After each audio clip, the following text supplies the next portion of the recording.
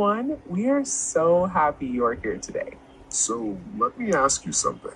Do you study English every day, but still feel confused when you listen to real English? Oh, yes. Like you understand the words in your book, but then a native speaker talks and you think, wait, what did they say? Exactly. You are not alone. So many learners feel this way. And today, we are going to fix that. Yes. Today, we are talking about the English listening practice you actually need. Not the boring kind, the real kind.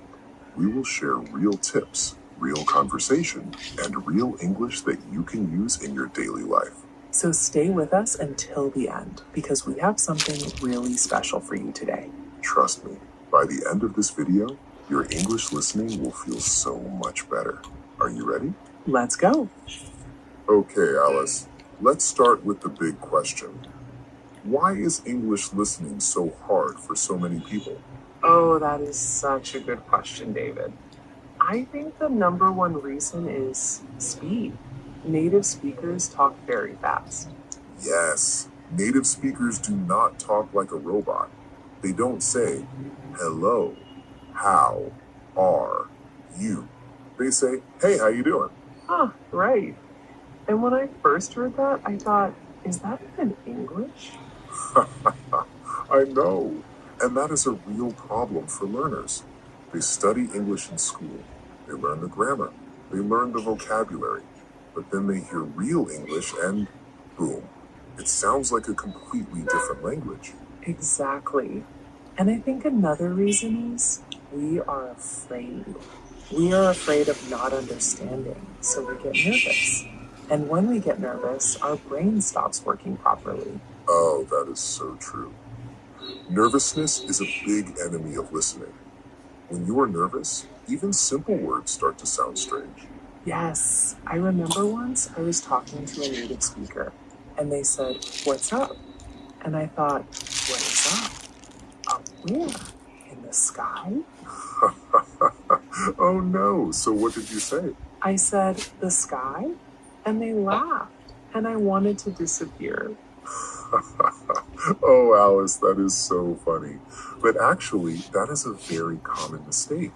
Because what's up is not a question about the sky. It means, how are you? Or, how are things going? Exactly. And now I know that, but the first time I heard it, I had no idea. So this is a very important point. Learners, listen carefully. One big reason English listening is hard is because native speakers use informal language, short phrases, and contractions. Contractions, yes. Like I am becomes I'm. Do not becomes don't. I will becomes I'll. And when you are listening, these contractions can be very confusing because they sound very different from how you read them in a book. Right. In a book, you see I am going, but in real life, you hear I'm gonna. Gonna. Yes, that is another big one. Going to becomes gonna in spoken English. Want to becomes wanna. Got to becomes gotta. Okay, let's say those again slowly. This is important. Ready? Ready. Going to becomes gonna. Like, I'm gonna eat lunch. That means I am going to eat lunch. Great. Want to becomes wanna.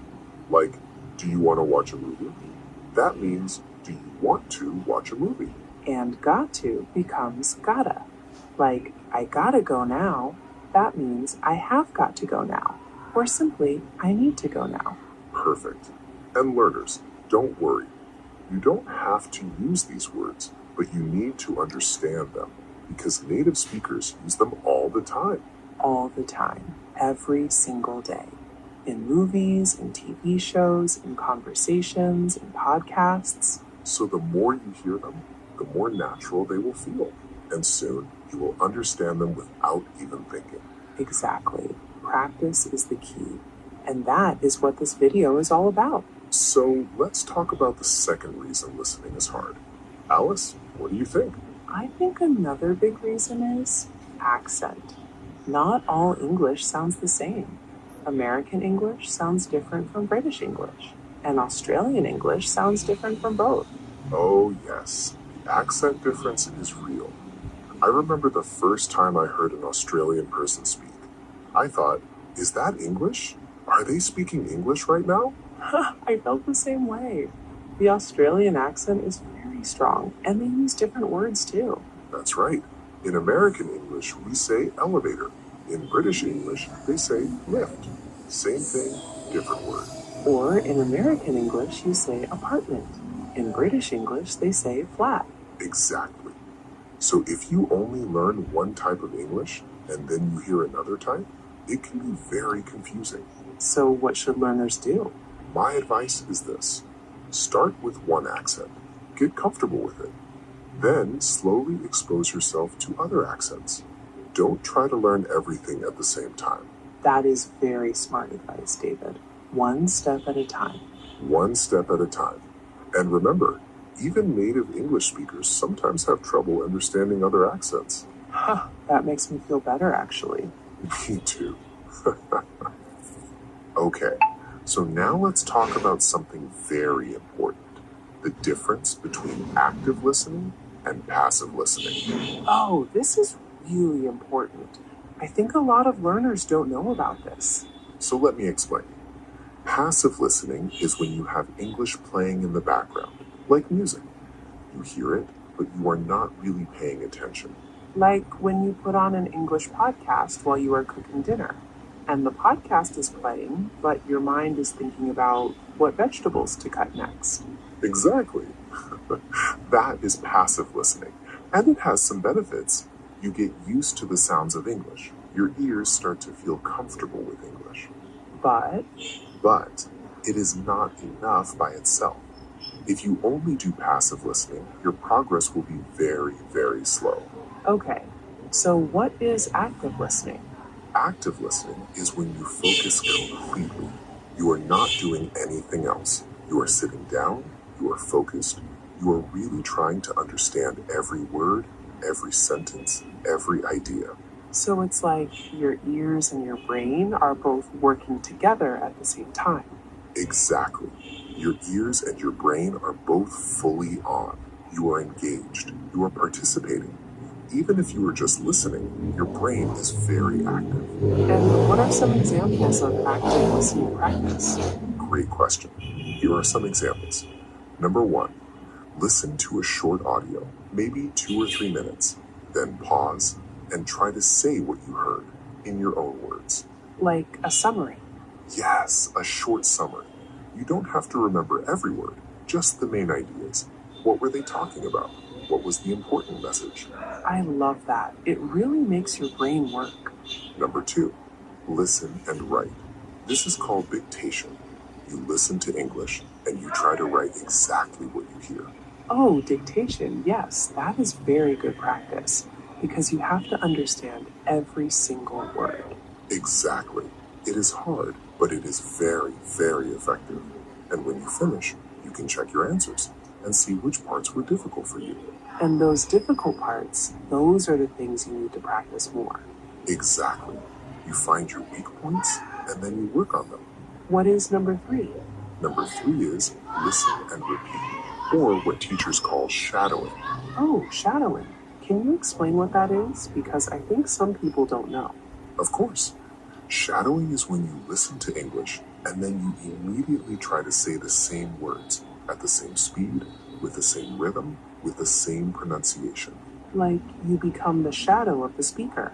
Yes, exactly. You follow them like a shadow. And this is incredible for improving your pronunciation and your listening at the same time. 2 benefits at once. I love it. And the great thing about shadowing is you start to feel how English sounds naturally. The rhythm, the stress, which words are strong, which words are soft. Because English has a very specific rhythm, right? Yes, this is called stress-timed rhythm. In English, some words are stressed, they are louder and longer, and some words are unstressed, they are softer and shorter. Can you give an example? Sure. Let's take this sentence. I want to go to the store. Okay. Now the stressed words are want, go, and store. Those are the important words, the words you really need to hear. And the unstressed words are I, to, and the. Those are softer. Exactly. So in real speech, it sounds like this. I want to go to the store. You see, want to becomes wanna because those words are unstressed and they blend together. That is so interesting. So that's why it sounds so fast, because the unstressed words are almost invisible. Yes, that is a perfect way to say it. The unstressed words are almost invisible in fast speech. But when you know this, you stop trying to hear every single word and you focus on the stressed words, the important ones. That is a game changer, really. It is. And this is something that textbooks often don't teach you. But native speakers do this naturally every time they speak.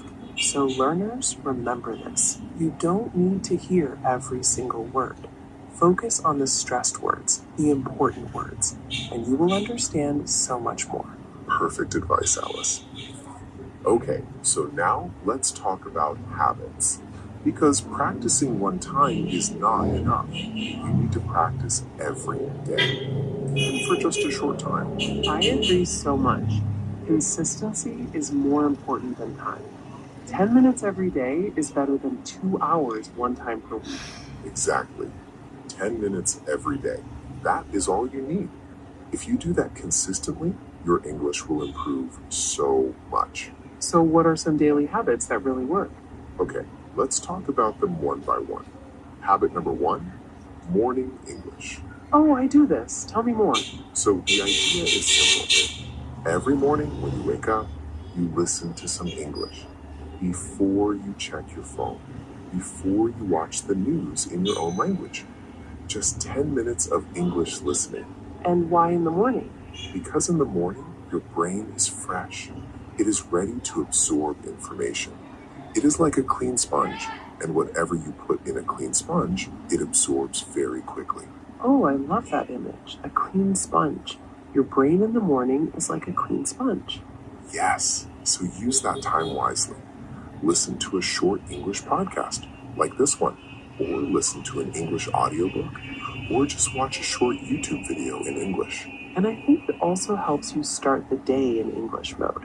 Your brain is already thinking in English from the beginning of the day. That is so true. You start the day in English mode, and it helps you stay focused on learning throughout the day. What is habit number 2? Habit number 2, English while you do something else. Oh, like multitasking. Yes, but smart multitasking. So, for example, when you are washing dishes, put on an English podcast. When you are going for a walk, listen to English audiobook. When you are driving to work, listen to English radio or an English show. So you are using the time that would be empty time. Exactly. Dead time. Wasted time. You turn it into English learning time without adding any extra time to your schedule. That is so smart, because a lot of people say, I don't have time to learn English. But actually, they do have time.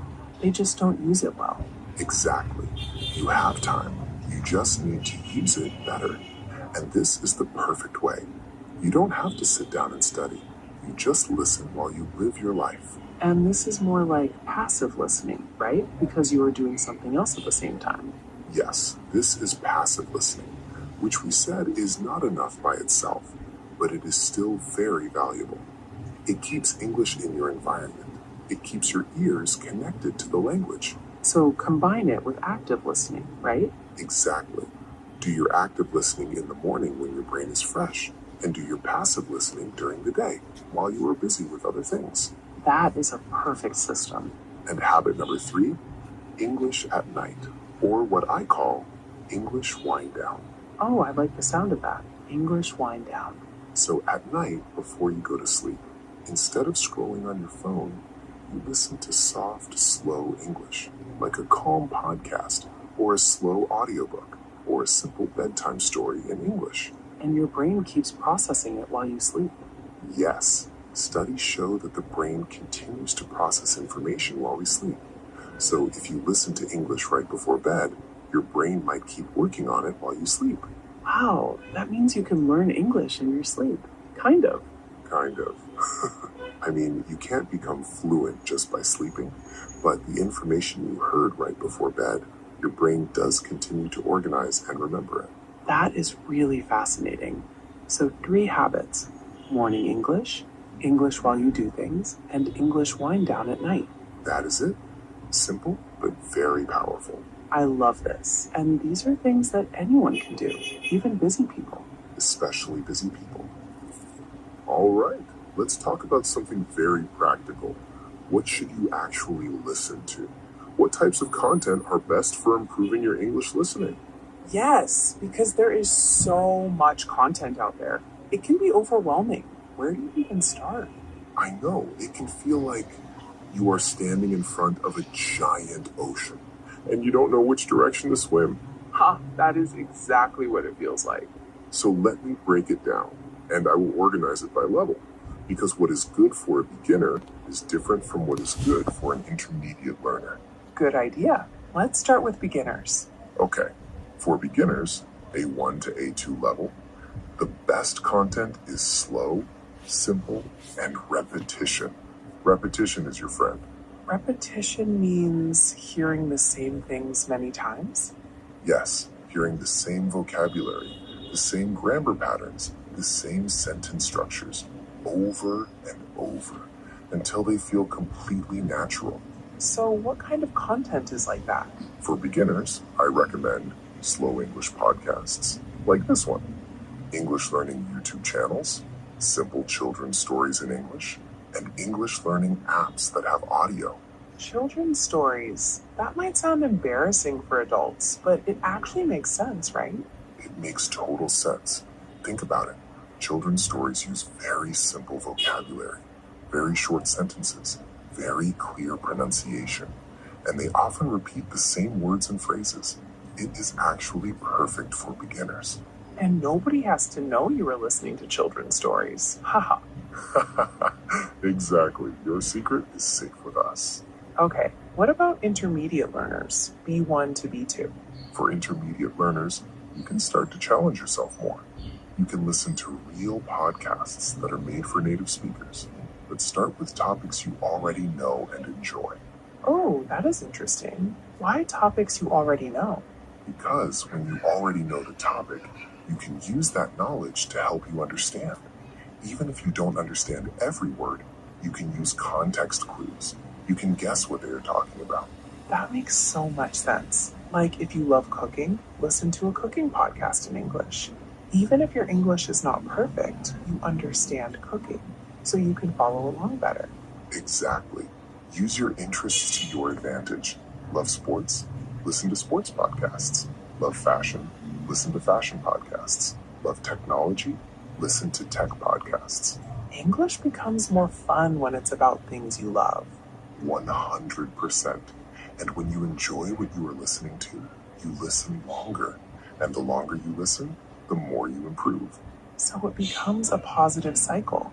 You enjoy it, you listen more, you improve more, and then you enjoy it even more. Exactly, a positive cycle. And for upper intermediate learners, B2 and above, you can start watching real English TV shows, real English movies, real English news. Without subtitles? Okay, here's my advice on subtitles. Start with English subtitles, not your native language. English subtitles. This way, your ears and your eyes are both working in English. That is smart. Because if you use subtitles in your own language, your brain just reads. It stops listening. Exactly. Your brain is lazy. If it can read in your native language, it will. And then you stop practicing listening. So always use English subtitles, not your native language subtitles. Yes.